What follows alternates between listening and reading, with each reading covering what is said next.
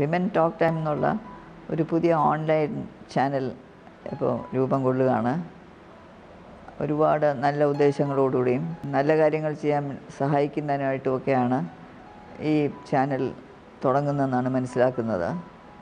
ഭഗവാന്റെ അനുഗ്രഹം കൊണ്ട് എല്ലാം നല്ലതായിട്ട് നടക്കട്ടെ എന്ന് ഞാനും ആശംസിക്കുന്നു.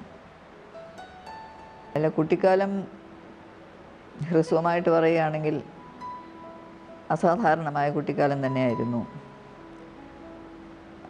ഒരുപാട് ഏകാന്തതയും അനുഭവിച്ചു എന്ന് ബാക്കിയുള്ളവർക്ക് വേണമെങ്കിൽ പറയാം. പക്ഷേ ഞങ്ങൾക്ക് അങ്ങനൊരു ഏകാന്തത ഒരു വിധത്തിൽ ഉണ്ടായിരുന്നെങ്കിലും ഒരു വിധത്തിൽ നിറഞ്ഞ ജീവിതമാണ്, കൂട്ടുകുടുംബമാണ്. അന്ന് മഹാരാജാവ് ചിത്തിര തിരുനാൾ, ഞങ്ങളുടെ പൊന്നമ്മാവൻ, അവിടുത്തെ ഏക സഹോദരിയുടെ മകളാണ് ഞാൻ. എൻ്റെ അച്ഛനാണ് കേണൽ ജി വി രാജ, സ്പോർട്സിൻ്റെയുമൊക്കെ. അന്ന് അമ്മാവൻ, പിന്നെ അമ്മൂമ്മ മഹാറാണി സേതു പാർവതിബായി, ഇവരൊക്കെ കൂടെ തന്നെയാണ് അവരൊക്കെ ഓരോരുത്തരും ഭഗവാന്റെ പാദത്തിലേക്ക് നീങ്ങുന്നവരെ ഞങ്ങൾ അവരുടെ കൂടെ തന്നെയാണ് ജീവിച്ചത്. ലോകം ഇങ്ങോട്ട് വരുന്നത് ധാരാളം കണ്ടിട്ടുണ്ട്. എത്രയോ ലോക നേതാക്കന്മാരും ലോകപ്രസിദ്ധരായ വ്യക്തികളും ഇവിടെ വന്ന് ഞങ്ങൾ ധാരാളം കണ്ടിട്ടുണ്ട്. പ്രസിഡൻസ് ഓഫ് ഇന്ത്യ ആണെങ്കിലും, പ്രൈം മിനിസ്റ്റേഴ്സ് ആണെങ്കിലും, റിലീജിയസ് ലീഡേഴ്സ് ആണെങ്കിലും, musicians, artist, sports people, philosophers, ഒന്നും പറയാനില്ല.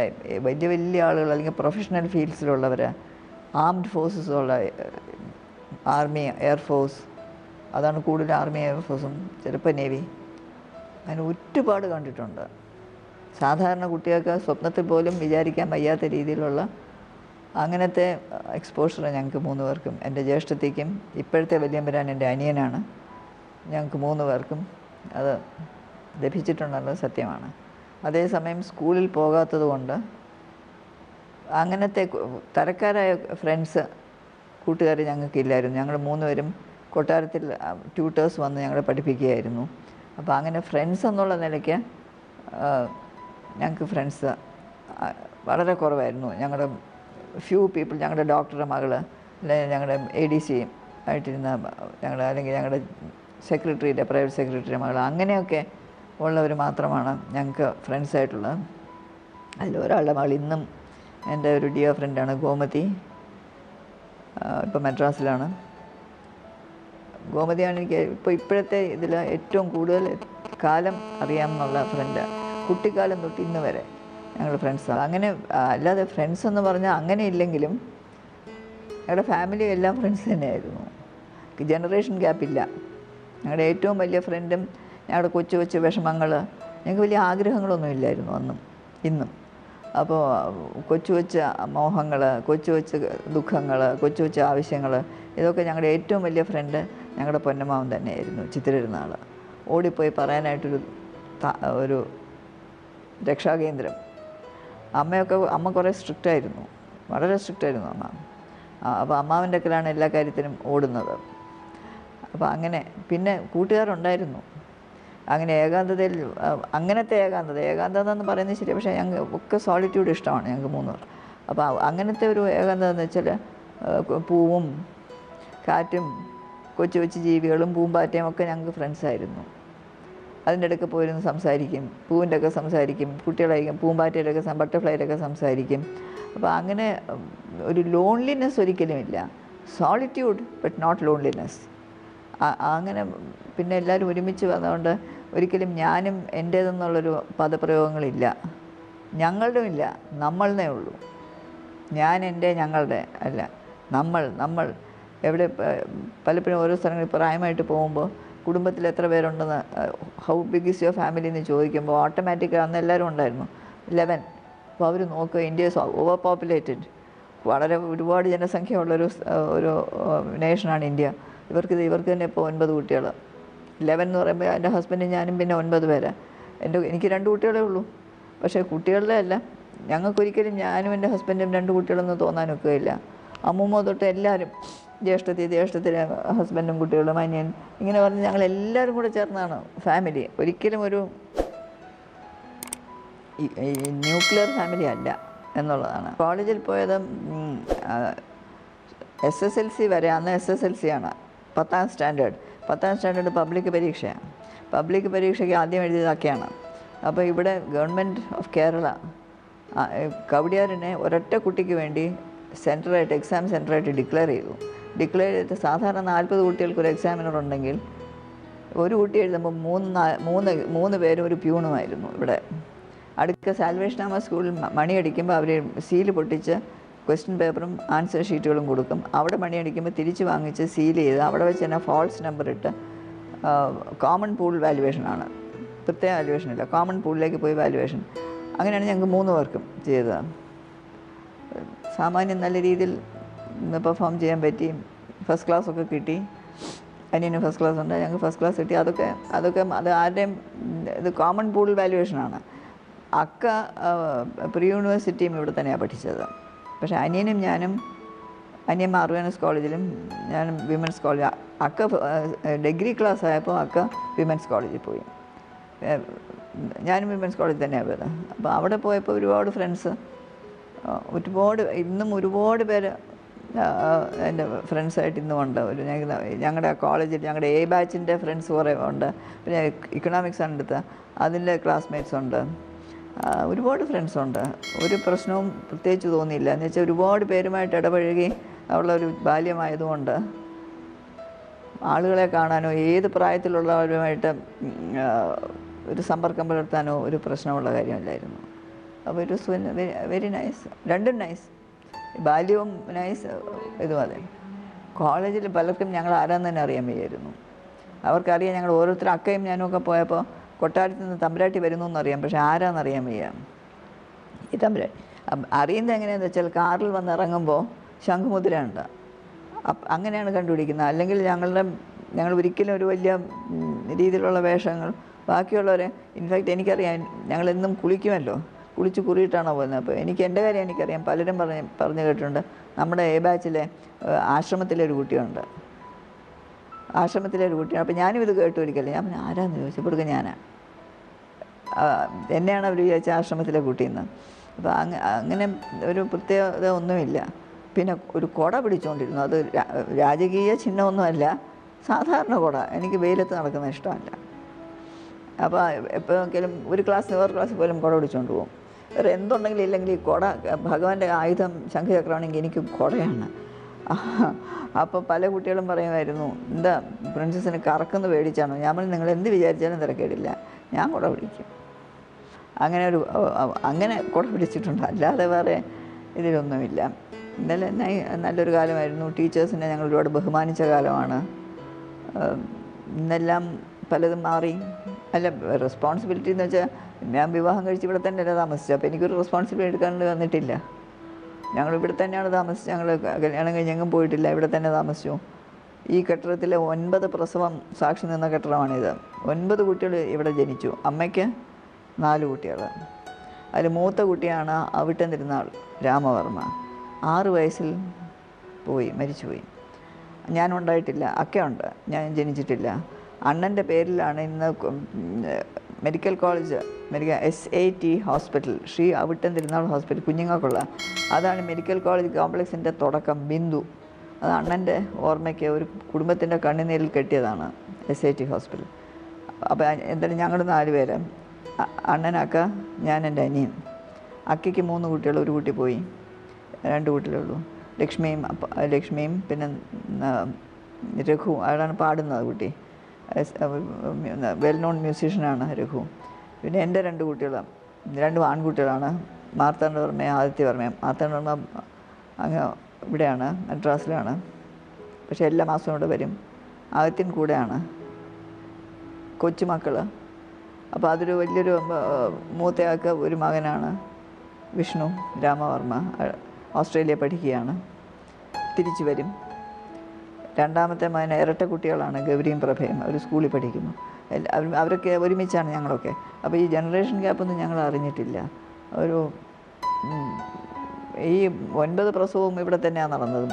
അപ്പോൾ ഇതൊന്നും ഒരു പ്രത്യേകിച്ചൊരു റെസ്പോൺസിബിലിറ്റി ഞങ്ങൾക്ക് എടുക്കേണ്ടി വന്നിട്ടില്ല. ഞങ്ങളുടെ അമ്മയുണ്ട്, അമ്മൂമ്മയുണ്ട്, അമ്മൂമ്മയുടെ സഹോദരിമാർ വരും, ഭവാനിയും മരുകുണിയമ്മച്ചി ഇവരെല്ലാവരും വരും ആ സമയത്ത്. അവരൊക്കെ ഉണ്ട്. അപ്പോൾ നമുക്കൊരു പ്രത്യേകിച്ചൊരു റെസ്പോൺസിബിലിറ്റിയും വരേണ്ടി വന്നിട്ടില്ല എന്നുള്ളതാണ്. ഇപ്പോഴാണ് പിന്നെയും റെസ്പോൺസിബിലിറ്റി വരുന്നത്. അന്നതൊന്നുമില്ല. ഇന്നുണ്ട്, ഇല്ലെന്ന് പറയാനൊക്കില്ല. അവരൊക്കെ പോയി കഴിഞ്ഞപ്പോഴത്തേക്ക് പിന്നെ നിവർത്തിയില്ലല്ലോ. എപ്പോഴും നമ്മളുടെ മൂത്തവർ ഇരിക്കുമ്പോൾ നമ്മുടെ അച്ഛനാണെങ്കിലും അമ്മയാണെങ്കിലും അമ്മാവന്മാരാണെങ്കിലും ആരെങ്കിലും നമ്മളുടെ ഹൃദയത്തിൽ ഒരു ഭാഗം നമ്മൾ കുഞ്ഞാണ്. നമ്മളെപ്പോഴും കുട്ടിയാണ്. നമ്മൾ എത്ര പ്രായമായാലും, ഇനി 60 വയസ്സോ 70 വയസ്സോ 80 വയസ്സായാലും നമ്മുടെ തലമൂത്ത ആരെങ്കിലും ഉണ്ടെങ്കിൽ നമ്മളപ്പോൾ കുട്ടിയാണ്. നമ്മുടെ ഹൃദയത്തിനകത്ത് കുഞ്ഞെന്ന് വിളിക്കാനും പക്ഷെ അവർ പോയി കഴിഞ്ഞാൽ പെട്ടെന്ന് നമ്മൾ പ്രായമാകും. അതില്ലാതെ അങ്ങനെ അത് 1741 ബാറ്റിൽ ഓഫ് കൊളച്ചൽ. മാർത്താണ്ഡവർമ്മ അനിഴന്തിനാൾ മഹാരാജാവില്ല. മോഡേൺ ഏജിലെ അതിലത്തെ നമ്മൾ വളരെ പഴയ പരമ്പരയാണ്. പക്ഷെ മോഡേണിങ് 3 ഇതായിട്ട് ഡിവൈഡ് ചെയ്ത് വരുമ്പോൾ ancient age, medieval age, modern age. Modern ഏജിൽ 12 പേരാണ്. മാർത്താണ്ഡവർമ്മ അനിഴന്തിനാൾ ഈ ബാറ്റിൽ ഓഫ് കൊളച്ചലൊക്കെ തിരുമനസിൻ്റെ കാലത്താണ്. അമ്മാവനാണ് അവസാനത്തെ, ചിത്രയാണ് അവസാനം നാട് ഭരിച്ച മഹാരാജാവ്. അവർ 3 റാണിമാരും ബാക്കി എല്ലാവരും ആണുങ്ങളാണ്. ചിത്രനാൾ അമ്മയുടെ ജ്യേഷ്ഠൻ. ഞങ്ങളുടെയൊക്കെ ഇടയിൽ അതെനിക്കൊന്നും പലർക്കും അത് കാണും.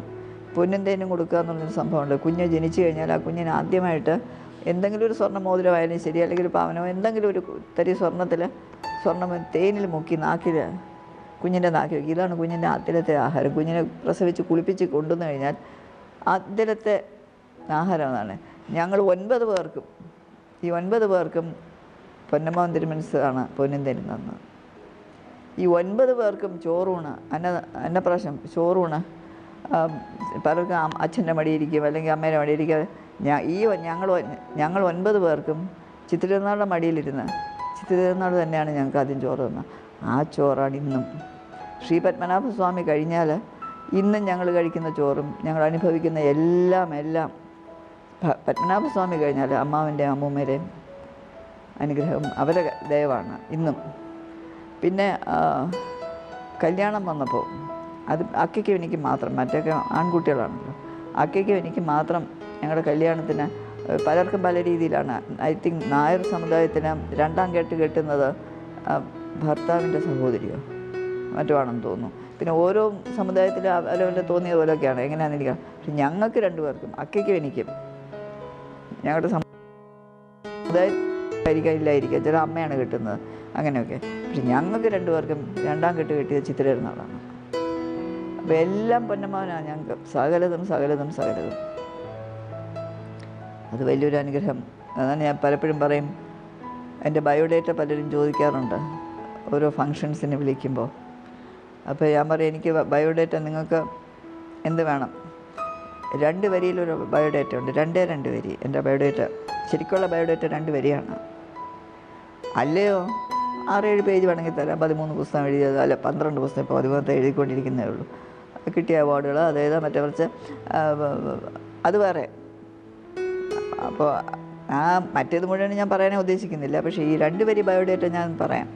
എന്ന് വെച്ചാൽ ഭാഗ്യത്തിൻ്റെ സന്തതി, ഗുഡ് ഫോർച്യൂൺ, ഭാഗ്യത്തിൻ്റെ സന്തതിയാണ്. ശ്രീ പത്മനാഭദാസ കുടുംബത്തിൽ ജനിച്ചു. പ്രത്യക്ഷ പത്മനാഭനായിരിക്കുന്ന പൊന്നമ്മാവൻ്റെ കൂടെ ജീവിക്കാൻ സാധിച്ചു. ഇതിൽ കൂടുതൽ എന്ത് വേണം? ഇതേ ഉള്ളൂ ബയോഡേറ്റ. അതുകൊണ്ട് ബയോഡേറ്റ തീർന്നു. വളരെ സങ്കടം. അത് വലിയൊരു സങ്കടം തന്നെയായിരുന്നു. വെട്ടിമുറിച്ച് മാറ്റിയപ്പോൾ, ലിംഗ്വിസ്റ്റിക് സ്റ്റേറ്റായിട്ട് മാറ്റിയപ്പോൾ കന്യാകുമാരി ഡിസ്ട്രിക്റ്റ് മുഴുവനും മലയാള നാടിന് നഷ്ടപ്പെട്ടു. അതിനോടുകൂടി പോയത് എത്രയോ വയലുകൾ. നാഞ്ചനാട് ഗ്രാനറിയാണ് നമ്മുടെ വയൽ ശേഖരത്തിൻ്റെ വലിയ ഒരു ഭാഗം, അത് പോയി, നാഞ്ചനാട് പോയി. പിന്നെ എത്രയോ മഹാക്ഷേത്രങ്ങൾ, എത്ര മഹാക്ഷേത്രങ്ങൾ. അതുമാത്രമല്ല, കന്യാകുമാരി ഡിസ്ട്രിക്റ്റ് എന്ന് പറയുമ്പോൾ ഓരോ മൺതരിയും ഓരോ മയിൽക്കുറ്റിയും ഒന്നിലും ചരിത്രം സൃഷ്ടിച്ചു, അല്ലെങ്കിൽ ചരിത്രത്തിന് സാക്ഷിയായിട്ട് നിന്നു. കന്യാകുമാരി ഡിസ്ട്രിക്റ്റ് പോയെന്ന് വെച്ചാൽ ഇന്നും പഴയ മനസ്സിന് അത് അംഗീകരിക്കാൻ പറ്റാത്തതുകൊണ്ടാണ് എൻ്റെ എഴുതിയ 12 ബുക്കിൽ 13ാമത്തെ ഇപ്പോൾ എഴുതിക്കൊണ്ടിരിക്കുന്നു. 12 ബുക്കിൽ 2 ബുക്കൊക്കെ തിരുവിതാംകൂർ ക്ഷേത്രങ്ങൾ എന്ന് പറഞ്ഞ 2 ബുക്കാണ്. ഒന്ന് തുളസികാളിൻ്റെ, ഒന്ന് രുദ്രാക്ഷമാലയും. അത് സ്പെസിഫിക്കായിട്ട് തിരുവിതാംകൂർ ക്ഷേത്രങ്ങൾ എന്ന് പറഞ്ഞ അതിലേക്കാരും കേരളം മുഴുവൻ ടു വാസ്റ്റ്, അതൊന്ന് നമുക്ക് എത്തിപ്പിടിക്കാനൊക്കില്ല. അതിനെക്കാട്ടിലും മുഖ്യമായിട്ടുള്ള കാര്യം തിരുവിതാംകൂർ എന്ന് വെച്ചാൽ കന്യാകുമാരി ഡിസ്ട്രിക്റ്റ് ചേർക്കാൻ. കേരളമാണെങ്കിൽ കന്യാകുമാരി ചേർക്കാനൊക്കില്ല. കന്യാകുമാരി ഇല്ലാതെ ക്ഷേത്രങ്ങളെപ്പറ്റി എഴുതാൻ വിഷമം. അതുകൊണ്ട് തുളസികാളിൻ്റെ എഴുതിയപ്പോൾ തുടങ്ങിയത് കന്യാകുമാരി വെച്ചാൽ കന്യാകുമാരി ശുചീന്ദ്രൻ കുമാരൂൽ എല്ലാം പോയി. ഇതൊന്നുമില്ല, ഇതൊക്കെ പോയതാണ്. അപ്പോൾ അങ്ങനെ വെച്ചാണ് തുടങ്ങിയത്. അതിൽ വലിയൊരു ഭീമാകാരമായ നഷ്ടം കേരളത്തിന് സംഭവിച്ചിട്ടുണ്ട്, സംശയമൊന്നുമില്ല. ഗുഹാക്ഷേത്രങ്ങൾ 2 ചിത്രാൽ, തിരുനന്ദിക്കര ഒക്കെ പോയി, ഓൾ ഗോൺ. ക്ഷേത്രം പത്മനാഭസ്വാമി ക്ഷേത്രം, തിരുവനന്തപുരം എന്നുള്ള പട്ടണത്തിൻ്റെ പേര് തന്നെ ഈ ക്ഷേത്രത്തിൽ നിന്നുമാണ് എടുക്കുന്നത്. തിരുവനന്തപുരം, അനന്തൻ്റെ നാഥൻ്റെ പുരം. അപ്പോൾ ഈ തിരുവനന്തപുരം പത്മനാഭസ്വാമി ക്ഷേത്രം ഇല്ലെങ്കിൽ തിരുവനന്തപുരം ഉണ്ടോ? തിരുവനന്തപുരം ഉണ്ടെങ്കിൽ പത്മനാഭസ്വാമി ക്ഷേത്രമുണ്ട്. പുതുക്കി പണിയാന്ന് വെച്ചാൽ അതിനൊരു പുതുമയും ആവശ്യമില്ല, പഴമ തന്നെയാണ് പുതുമ. ഒരിക്കലും പുതുക്കി പണിയും, പക്ഷേ പുതുക്കി പണിയല്ല ഇതവർ ചെയ്തിരിക്കുന്നത്. എനിക്കതിനെപ്പറ്റി കൂടുതൽ പറയേണ്ട ആവശ്യമില്ല, ഞങ്ങളതിലില്ല. ഞങ്ങൾക്കത് ഇല്ല, കമ്മിറ്റിയാണ്, ഞങ്ങൾക്കത് യാതൊരു നന്മയ്ക്കും തിന്മയ്ക്കും ഞങ്ങൾക്ക് പങ്കില്ല. 2014 ഏപ്രിൽ 24 തൊട്ട് നന്മ ചെയ്താലും ഞങ്ങൾക്ക് പങ്കില്ല, തിന്മ ചെയ്താലും ഞങ്ങൾക്ക് പങ്കില്ല. പത്മനാഭസ്വാമി ക്ഷേത്രത്തിൻ്റെ കാര്യത്തിൽ, ഭരണത്തിൽ ബാക്കിയൊക്കെ നമ്മളുണ്ട്. ബാക്കിയുള്ള സകല അവകാശങ്ങളും അംഗീകാരങ്ങളും എല്ലാം ഇന്ന് നിലനിൽക്കുന്നുണ്ട്, അത് വേറെ കാര്യം. പക്ഷേ ആക്ച്വൽ ഭരണം എന്നുള്ള കാര്യം, ഈ വെളിയിലുള്ള തീരാപ്പണികൾ ഒരുപാട് നടന്നുകൊണ്ടിരിക്കുന്നല്ലോ. അത് എല്ലാം അമ്പലമായിട്ട് റിലേറ്റഡ് അല്ല, ചിലതൊക്കെ സ്റ്റേറ്റിൻ്റെയാണ്, അങ്ങനെ പല മാതിരിയുണ്ട്. പക്ഷേ ചിലതൊക്കെ പ്രസാദം പ്രോജക്റ്റ് എന്ന് പറഞ്ഞാൽ സെൻട്രൽ ഗവൺമെൻറ്റിൻ്റെ പ്രോജക്റ്റിൽ നിന്നാണ് അവർ ചെയ്യുന്നത്. പക്ഷേ നിശ്ചയിക്കുന്നത് എക്സിക്യൂട്ടീവ് ഓഫീസറാണ്. ആ പ്രസാദം പ്രോജക്റ്റ് രണ്ടും ഒരേ ആളാണ്. പ്രസാദം പ്രോജക്റ്റ് നടത്തുന്ന ആളും പത്മനാഭസ്വാമിയുടെ എക്സിക്യൂട്ടീവ് ഓഫീസർ ഒറ്റ ആളാണ്. അപ്പോൾ അതൊക്കെ അദ്ദേഹം ആയിരിക്കാം നിശ്ചയിക്കുന്ന. അതിനെപ്പറ്റി കൂടുതൽ അന്വേഷിക്കേണ്ട ആവശ്യമില്ലാത്തതുകൊണ്ട് അതിനെപ്പറ്റി അന്വേഷിച്ചിട്ടില്ല. പിന്നെ ചിലതൊക്കെ അവർ ചെയ്യാൻ നിശ്ചയിച്ചപ്പോൾ ഞങ്ങൾ വളരെയധികം പ്രതിഷേധിച്ചു, അങ്ങനെ നിർത്തിച്ചു. കിഴക്കേ നടയിൽ ഒരു നടപ്പന്തൽ, ഗുരുവായൂരിലൊക്കെ ഉള്ള പോലെ ഒരു നടപ്പന്തൽ ഞാൻ നിശ്ചയിച്ചു. അതൊക്കെ ഞങ്ങൾ പ്രതിഷേധിച്ച് നിർത്തിച്ചു. ഒന്ന് ആലോചിച്ച് നോക്ക്, പത്മനാഭസ്വാമി ക്ഷേത്രത്തിൻ്റെ ഏത് പടം വന്നാലും ഈ മുൻവശത്തെ ഗോപുരവും പത്മതീർത്ഥക്കുളവുമാണ് കാണിക്കുന്നത്, അതിൻ്റെ ഒരു മുഖഛായയായിട്ട്. അതിൻ്റെ മുമ്പിലൊരു നടപ്പന്തൽ വന്നാൽ തീർന്നില്ലേ? ആ ആക്ച്വൽ വിഷ്വൽ പോയില്ലേ? ആവശ്യം എന്തോന്നാണ് അതിന്? ഇനി അത് പോട്ടെ, എന്തായാലും അത് അങ്ങനെയുള്ളതൊക്കെ നമ്മളൊരു അഭിപ്രായം പറയാം. അല്ലാതെ ബാക്കി ബേസിക്കലി അവർ തന്നെയാണ് ചെയ്യുന്നത്. അമ്പലത്തിനകത്ത് പുതുക്കി പണിയായിട്ടില്ല. അവിടെ ഈ ചില ഭാഗങ്ങൾക്കുള്ള കേടുപാടുകൾ ശരിയാക്കുക, അങ്ങനെയൊക്കെയുള്ള. അല്ല, തിരുമുൽക്കാഴ്ചയാണ് ആദ്യത്തത്. തിരുമുൽക്കാഴ്ച അത് പോയട്രിയാണ്. അടുത്ത ഡോൺ, അത് രണ്ടും പോയട്രി. പിന്നെ വേറെ ഒരു പോയട്രി ബുക്ക് അടുത്ത കാലത്ത് ഇറങ്ങി, അതാണ് ഇപ്പോഴുള്ള ലാസ്റ്റ് ബുക്ക്. ലാസ്റ്റ് എന്ന് പറയണ്ട, റീസെൻറ്റ് ബുക്ക്, മോസ്റ്റ് റീസെൻറ്റ് ബുക്കാണ് അമേച്ചേഴ്സ് അറ്റംപ്റ്റ് പോയട്രി. അങ്ങനെ 3 ബുക്ക് പോയട്രി ഉണ്ട്, ബാക്കി മുഴുവനും പ്രോസാണ്. 2 ബുക്ക് മലയാളത്തിൽ എഴുതിയിട്ടുണ്ട്, ബാക്കിയെല്ലാം ഇംഗ്ലീഷിലാണ്. ഇംഗ്ലീഷ് എഴുതുന്നത് ഒരു കാരണം, അതിന് ഒരു സർക്കുലേഷൻ വേണമെങ്കിൽ ഇംഗ്ലീഷിൽ മാത്രമേ പറ്റുള്ളൂ. മലയാളത്തിൽ എഴുതുകയാണെങ്കിൽ ആ ഒരു റിസ്ട്രിക്റ്റഡ് റീഡർഷിപ്പിൽ നിൽക്കും. അതിൽ എത്ര പേര് മലയാളം വായിക്കുന്നവർ ഒരു പുസ്തകം വായിക്കാൻ ഇൻട്രസ്റ്റ് ഉണ്ടോ എന്നുള്ളത് അറിയാൻ വയ്യ. പിന്നെ ഇംഗ്ലീഷ് മീഡിയമാണല്ലോ പഠിച്ചതൊക്കെ, കുറേ കൂടെ സ്പീഡിൽ, മലയാളം എഴുതാനും വായിക്കാനൊന്നും വിഷമമുണ്ടെന്നല്ല, പക്ഷെ കുറേ കൂടെ സ്പീഡിൽ പോകുന്നത് ഇംഗ്ലീഷാണ്. ഒരുപാട് എക്സ്പോഷർ, ഗ്രേറ്റ് മാസ്റ്റേഴ്സും ക്ലാസിക്സും ഒക്കെ കുട്ടിക്കാലം തൊട്ടേ ഉണ്ട്. കണ്ടമാനം വായിച്ച് വളർന്നൊരു ബാല്യമാണ് ഞങ്ങളുടെ 3 പേരെ. ഞങ്ങൾ ഒരുപാട് വായിച്ചിട്ടുണ്ട്. ചിലതൊക്കെ കോളേജിൽ എബ്രിജ്ഡായിട്ട് നോൺ ഡീറ്റെയിൽഡായിട്ട് പഠിക്കുന്ന ടെക്സ്റ്റുകൾ, ടെയിൽ ഓഫ് 2 സിറ്റീസ് ഡിക്കൻസിൻ്റെ കോളേജിൽ എബ്രിജ്ഡായിട്ട് നോൺ ഡീറ്റെയിൽഡായിട്ട് പഠിക്കുന്നത് ഞങ്ങൾ 4th ഫാമിലൊക്കെ അൺഎബ്രിജ് ബുക്ക് 2 ഇത്രയും വലിപ്പത്തുള്ള വായിച്ച് കഴിഞ്ഞു. അപ്പോൾ അത്രയും എക്സ്പോഷറാണ് നമുക്കുള്ളത്. എവിടെ പോയാലും സ്കൂളില്ലല്ലോ, അതുകൊണ്ട് ഹോളിഡേയ്സും ഇല്ല. അപ്പോൾ ചിലപ്പോൾ ഈ ഉഷ്ണകാലത്തൊക്കെ ഊട്ടിയിലോ പീരുമേട്ടിലോ അങ്ങനെയൊക്കെ ചിലപ്പോൾ പോകും, 1.5 മാസമൊക്കെ താമസിക്കാൻ. അപ്പോൾ വലിയ അന്ന് ട്രങ്ക് കെട്ടിയുണ്ട്. ഈ ട്രങ്ക് പെട്ടി എന്താ മെറ്റൽ പെട്ടിയാണ്, അതിൻ്റെ അകത്ത് ഈ ട്രങ്ക് പെട്ടിക്കകത്ത് നിറച്ച് പുസ്തകമാണ്. അത് ഞങ്ങളുടെ ഇഷ്ടം കൊണ്ടല്ല, ടീച്ചർമാർ പറയും ഇത്രയും പുസ്തകം വായിച്ചിട്ട് വന്നേക്കണമെന്ന്. അവരെ കൂടെ കൊണ്ടുപോകുന്നത് നല്ലതാണ്. അല്ലെങ്കിൽ ജോലി കൂടുതലാണ് നമുക്ക്. അവരും കൂടെ വന്നാൽ പഠിപ്പിക്കുന്ന സമയം മതി. പല സ്ഥലത്തും ഞങ്ങൾ ഈ ഹോളിഡേയ്സിന് മുമ്പേ അവരുമുണ്ട്, ടീച്ചർമാരും ഉണ്ട്. അപൂർവമാണ് ടീച്ചർമാരില്ലാത്ത ഹോളിഡേ. അപ്പോഴാണ് ഈ ട്രങ്ക് പെട്ടി നിറച്ച് പുസ്തകങ്ങളൊക്കെ ആയിട്ട്. അതെ, അത് 13ാമത്തെ പുസ്തകം. അതെ, അത് ചിത്തിരനാൾ മഹാരാജ തിരുമനസിനെയും മഹാറാണി പാർവതിബായിയെ പറ്റി, സേതു പാർവതിബായി, അവരെ രണ്ടുപേരെ കുറിച്ചാണ് ആ പുസ്തകം എഴുതുന്നത്. അവരെക്കുറിച്ചൊരു വലിയ രീതിയിലൊരു പുസ്തകം ഇതുവരെ വന്നിട്ടില്ല. ടി.എൻ. ഗോപിനാഥൻ നായർ എഴുതിയ അമ്മൂമ്മയെ പറ്റി ഒരു ബുക്കുണ്ട്, പിന്നെ മലയാളത്തിൽ. പിന്നെ ഉത്രാടൻ തിരുനാൾ ഫൗണ്ടേഷൻ കൊണ്ടുവന്ന ഒരു Shri Chithira Thirunal life in times എന്ന് പറഞ്ഞ നല്ലൊരു ബുക്ക്, രണ്ടും നല്ല ബുക്ക് തന്നെയാണ്, ഉണ്ട്. പക്ഷെ അതൊക്കെ ഓരോരുത്തർ എഴുതിയിരിക്കുന്ന ആർട്ടിക്കിൾസാണ്. ശ്രീ ചിത്തിരനാൾ ലൈഫ് ഇൻ ടൈം വളരെ ഇൻഫോർമേറ്റീവാണ്. പക്ഷേ കുറച്ചുകൂടി ഒരു ഹോളിസ്റ്റിക്കായിട്ടൊരു ബുക്ക് അവരെ പറ്റി വന്നിട്ടില്ല. അപ്പം ഞങ്ങളുടെ തലമുറ എഴുതിയില്ലെങ്കിൽ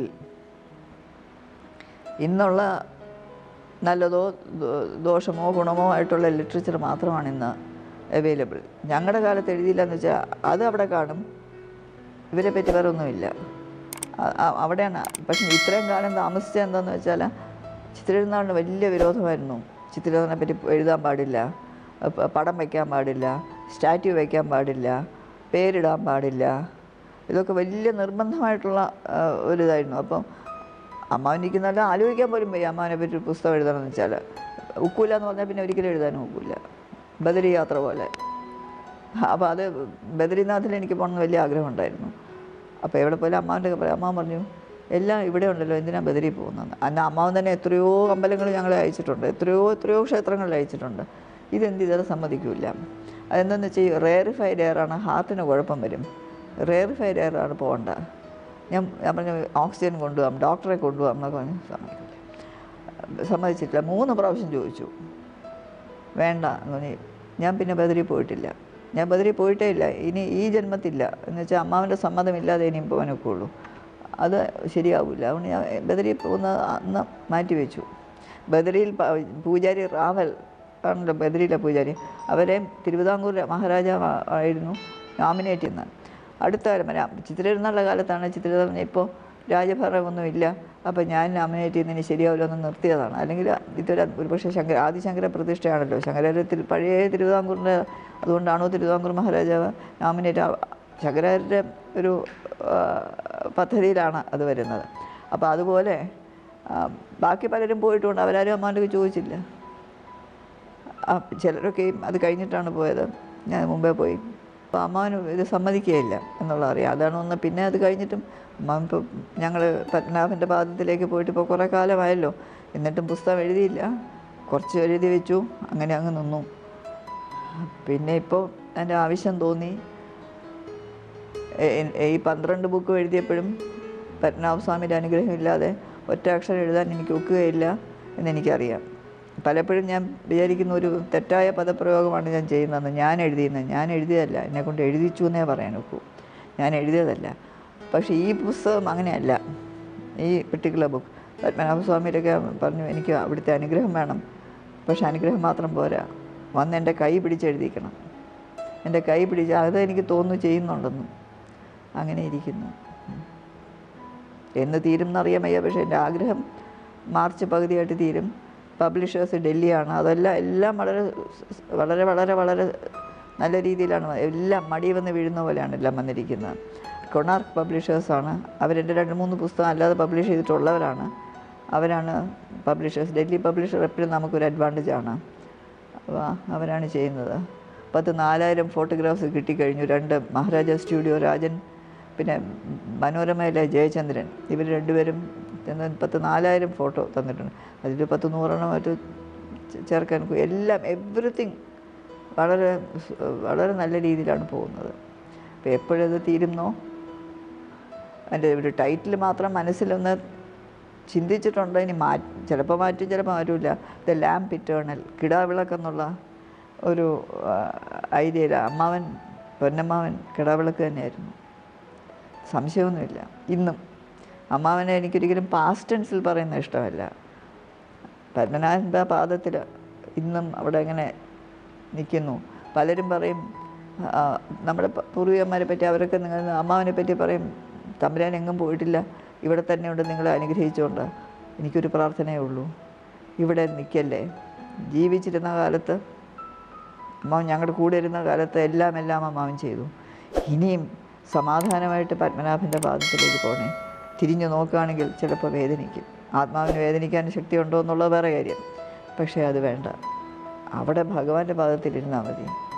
ഇവിടെ നമ്മൾ ഏതെല്ലാം രീതിയിൽ പൊങ്ങുകയോ മുങ്ങുകയോ എന്താണെന്ന് വെച്ചാൽ അത് ഈശ്വര നിശ്ചയം പോലെ നടക്കും. പ്രശ്നമില്ലാത്തൊരു ദിവസമുണ്ടോ? ഇല്ലല്ലോ. കുറ്റങ്ങളും കുറ്റകൃത്യങ്ങളും ചെയ്യുന്നതും ചെയ്യിക്കുന്നതും അനുഭവിക്കുന്നതും അനുഭവപ്പെടുന്നു. എന്തൊരു ഭീകരമായിട്ടുള്ള അന്തരീക്ഷമാണ് ചിലപ്പോൾ. പേടിയില്ലാതെ ആയിപ്പോയി. അപ്പോൾ അങ്ങനെ വരുമ്പോൾ എന്ത് ചെയ്താലും ഒരു പരിധിക്കപ്പുറം ഒന്നും സംഭവിക്കുകയില്ല എന്നുള്ളൊരു ഫീലിംഗ് ആയിരിക്കും. അല്ലെങ്കിൽ മനുഷ്യൻ ഇത്രയും മൃഗമായിട്ട് മാറുമോ? അതും അറിയാൻ വയ്യ. എന്താണെന്ന് ഒരു പിടിയും കിട്ടുന്നില്ല. ചിലതൊക്കെ വായിക്കുമ്പോൾ അടുത്ത കാലം പേപ്പറിലുണ്ടായിരുന്നല്ലോ ഒരു സ്ത്രീ ഒരു കുഞ്ഞിനെ 1.5 വയസ്സായ കുഞ്ഞിനെ എന്താ ചെയ്തതെന്ന്. സ്ത്രീയാണല്ലോ, പുരുഷനല്ലല്ലോ. അപ്പം എവിടെയൊക്കെയോ മനുഷ്യൻ്റെ മനസ്സിന് ഒരു താളം തെറ്റുന്നു. ഇങ്ങനെയൊക്കെ ചെയ്താൽ പിടിക്കൂല എന്ന് വിചാരിക്കുന്നുണ്ടോ? ഇന്നല്ലെങ്കിൽ നാളെ പിടിക്കൂലേ? കുറ്റകൃത്യത്തിന് നാക്കുണ്ടെന്ന് പറയും, കൊലപാതകത്തിന് നാക്കുണ്ടെന്ന് പറയും. അത് ഇന്നല്ലെങ്കിൽ നാളെ വെളി വരും. അല്ലെങ്കിൽ ഇങ്ങനെയൊക്കെ ചെയ്തിട്ട് അവർക്ക് സമാധാനമായിട്ട് ജീവിക്കാൻ പറ്റുമോ? എനിക്കറിഞ്ഞൂടാ. പക്ഷേ വളരെ ഭയങ്കരമായ രീതിയിൽ തന്നെയാണ് മുമ്പോട്ട് പോകുന്നത്. മനുഷ്യൻ്റെ മനസ്സ് കൂട്ടമനസ്സ്, മനുഷ്യൻ്റെയും സമൂഹത്തിൻ്റെ മനസ്സ് കൂട്ടമായിട്ട്, പുരുഷനായാലും ശരി സ്ത്രീ ആയാലും ശരി, അത് കൂട്ടമായിട്ട് നന്നായില്ലെങ്കിൽ എന്ത് പറ്റാൻ പോകുന്നെന്ന് ഭഗവാനെ അറിയാവൂ. ഇന്ന് എല്ലാവർക്കും എല്ലാം ഒരു ആശങ്കയാണ്. പെൺകുട്ടിയാണെങ്കിലും കൂടുതലാണ്, ആൺകുട്ടിയാണെങ്കിലും തീരെ ഇല്ലാതെ എല്ലാവർക്കും ഒരുപാട് പ്രശ്നങ്ങൾ വരുന്നുണ്ട്. അപ്പോൾ ആ രീതിയിൽ വരുമ്പോൾ മനസ്സ് നന്നായാലേ രക്ഷയുള്ളൂ. അല്ലെങ്കിൽ കുറ്റം ചെയ്താൽ ശിക്ഷ കിട്ടുന്നുള്ള നിശ്ചയം വേണം. ഇത് രണ്ടും ഇല്ലെങ്കിൽ പിന്നെ എങ്ങനെയാണ് ഇത് പോകുന്നത്? ഒരുപാട് സ്ത്രീകൾ വലിയ വലിയ സ്ഥാനങ്ങളിൽ എത്തിയിട്ടുണ്ട്. നമുക്ക് തന്നെ ഭാരതത്തിൽ തന്നെ നമ്മുടെ ഒരു പ്രൈം മിനിസ്റ്റർ ലേഡി ആയിരുന്നു, ഒരു പ്രസിഡൻറ്റ് ഓഫ് ഇന്ത്യ ലേഡി ആയിരുന്നു, ലേഡി ഗവർണർ ഉണ്ടായിരുന്നു, സുപ്രീം കോടതി ലേഡി ജഡ്ജ്. നമുക്ക് തിരുവിതാംകൂറിൽ നിന്ന് തന്നെ അങ്ങനെ തിരിച്ച് പറയുകയല്ല, പക്ഷേ അത് അങ്ങനെ ആയിപ്പോയി. അതിപ്പോൾ എന്ത് ചെയ്യാൻ? തിരുവിതാംകൂറിൽ നിന്ന് തന്നെ ഓൾ ഇന്ത്യ ഫസ്റ്റ് ആയിട്ട് ഒരുപാട് സ്ത്രീകൾ വന്നിട്ടുണ്ട്. റാണി ഗൗരി പാർവതിബായി തന്നെ സ്വാതിരുനാൾ മഹാരാജാവിൻ്റെ അമ്മയുടെ അനുജത്തി 13 വയസ്സിൽ അവിടുന്ന് റീജൻ്റായി സ്വാതിരുനാളിന് വേണ്ടി. അവിടുന്ന് ചെയ്തിട്ടുള്ള റിഫോംസ് 1817 റീഡിക്റ്റ് ഓൺ എഡ്യൂക്കേഷൻ ഇഷ്യൂ ചെയ്തു. അത് പ്രകാരം നാട്ടിലെ കുട്ടികൾക്ക്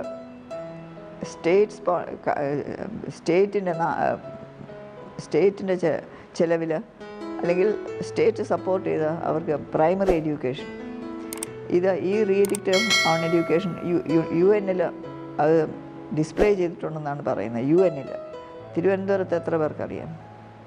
ഇതാണ് ആദ്യമായിട്ട് government sponsored free education for all എന്നുള്ള ഇത് നിയമത്തിൽ കൂടെ കൊണ്ടിരുന്നത് ആദ്യമായിട്ടാണ്. കേരളത്തിലല്ല, ഇന്ത്യയിലല്ല, ഏഷ്യയിലല്ല, ഓൾ വേൾഡ് ഫസ്റ്റ്, ലോകത്തിലാദ്യമായിട്ടാണ് ദ റീഎഡിക്റ്റ് ഓൺ എഡ്യൂക്കേഷൻ. അത് ചെയ്തൊരു യങ് ലേഡി റാണി ഗൗരി പാർവതിബായി, ഉത്രട്ടാതിരുന്നാൾ. പിന്നെ മോഡേൺ ഏജിലേക്ക് വരുമ്പോൾ doctor Mrs Mary Punnen Lukose, അവരായിരുന്നു ആദ്യത്തെ സ്ത്രീ സർജൻ ജനറൽ, ആദ്യത്തെ സ്ത്രീ സർജൻ ജനറൽ ഇന്ത്യയിലെ.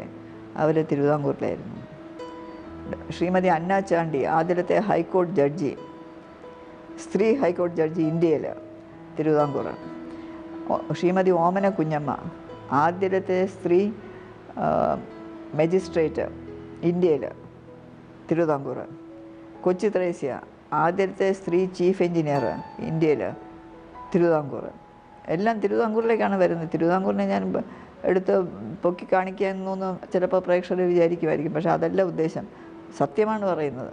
വേറെ എവിടെന്നെങ്കിലും എന്തെങ്കിലും ഉണ്ടെങ്കിൽ എനിക്ക് പറഞ്ഞു തരാമെങ്കിൽ എനിക്ക് വളരെ സന്തോഷത്തോടെ ഞാനതും കൂടെ ചേർക്കാം. എനിക്ക് അറിഞ്ഞുകൂടാ ഉള്ളത്. പിന്നെ ആദ്യത്തെ സ്ത്രീ സുപ്രീം കോടതി ജഡ്ജി ഇന്ത്യയിൽ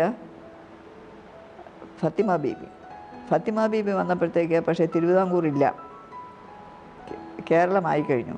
കേരളമായെങ്കിലും അവർ വരുന്ന സ്ഥലം പഴയ തിരുവിതാംകൂർ നിന്നാണ് വരുന്നത്. അപ്പോൾ തിരുവിതാംകൂർ എന്ന് പറയുമ്പോഴെങ്കിലും പഴയ തിരുവിതാംകൂർ തന്നെയാണ്. അപ്പോൾ അങ്ങനെ നമുക്കൊരുപാട് ഓൾ ഇന്ത്യ നമ്മുടെ പഠിത്തത്തിൻ്റെയും നമ്മുടെ ഒരുപാട് സ്ത്രീകൾക്ക് മരുമക്കത്തായ സമ്പ്രദായം ഉള്ളതുകൊണ്ടും കൂടെ ആയിരിക്കാം ഒരുപാട് നമുക്ക് പ്രോഗ്രസ് ചെയ്യാനും നമുക്ക് അക്സെപ്റ്റൻസ്, റെസ്പെക്റ്റ് ഒക്കെ നമുക്ക് കിട്ടിയിട്ടുണ്ട്. വളരെ പ്രസിഡൻ്റ് ഓഫ് അമേരിക്ക റൂസ്വെൽറ്റ് ഇവിടെ വന്നപ്പോൾ, പണ്ട് രാജഭരണകാലമാണ്, റൂസ്വെൽറ്റ് വന്നോ അദ്ദേഹത്തിൻ്റെ ഭാര്യയാണോ വന്നതെന്ന് എനിക്കറിയാം, മിസ്സസ് റൂസ്വെൽറ്റ് ആയിരിക്കാം വന്നത്. അവർ വന്നു ഡെഫിനറ്റ്. അപ്പോൾ അവിടെ വന്ന് ഇവിടെ ബാങ്ക്വറ്റിനൊക്കെ വന്നു. എന്നിട്ട് അവർ ഈ മരുമക്കത്തായത്തിനെ പറ്റി അവർ ചോദിച്ചു. 20 മിനിറ്റ് നേരം അവരൊക്കെ ഇതൊക്കെ പറഞ്ഞ് പഠിപ്പിച്ചു. അവർക്ക് ഒറ്റ വസ്തു മനസ്സിലായില്ല.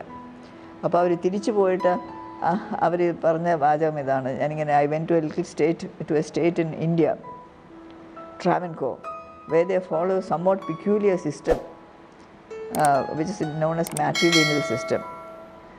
I was told in detail about it, but I must confess I did not understand. All I know is that it is good for the woman.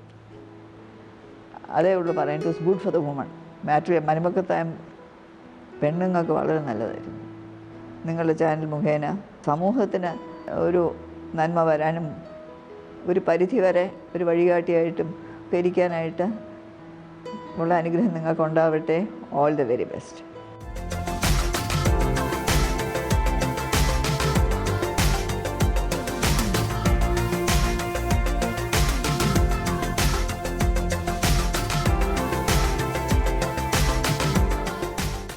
Women talk time എന്ന ഈ ചാനൽ സബ്സ്ക്രൈബ് ചെയ്യുക, ആസ്വദിക്കുക.